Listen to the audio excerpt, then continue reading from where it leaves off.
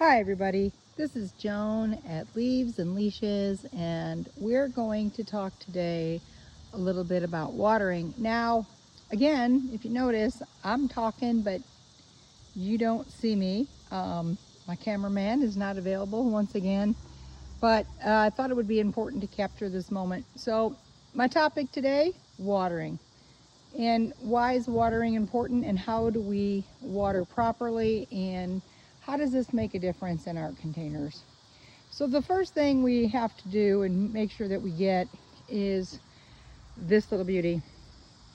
This little guy right here is my Dram 400 breaker. Why is it called a Dram 400? That's 400 tiny little holes that are in that aluminum. And I've had her for a little while, so yeah, she's a little rusty. And what makes this so important is the way the water comes out. It comes out like a super awesome shower, and it's going to be extremely kind to my plants. Now, we could go ahead and do something silly like this. Yay, water plants. No, don't do that. No, that would be bad. And now my plants are unhappy because they're all wet and beat up. And of course, that's not what I want. I don't want to soak the foliage. So what I want to do is take that Dram breaker and I'm going to get it inside the plant.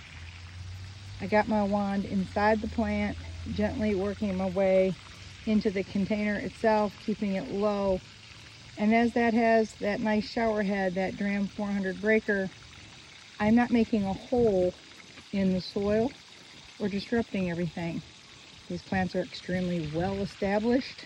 Obviously, it's the end almost of July, and those root systems have that soil very well in hand, and this is the way I do it. So my container is square, and a square container makes me need to get over here and get to the corners, because a lot of the times the corners will wilt and the plants will not get their water. This is a very large container. Standardly on this container, which is approximately 34 inches wide, 37 inches high, I will count to like 10 or 12 and let that water go into the corners. And of course, as it's going into the corners, it's very well going into the middle as well. And I want to make sure I hit all four of my corners in the square container. You don't really have that complication in a round container, but in a square container, sorry, I wasn't looking where I was shooting. It's very vitally important. Now we're getting a little bit difficult here to get underneath with the heavy growth of my containers. I do plant super tight, but I do make sure that I do keep it nice and low and keep the plants saturated from the bottom.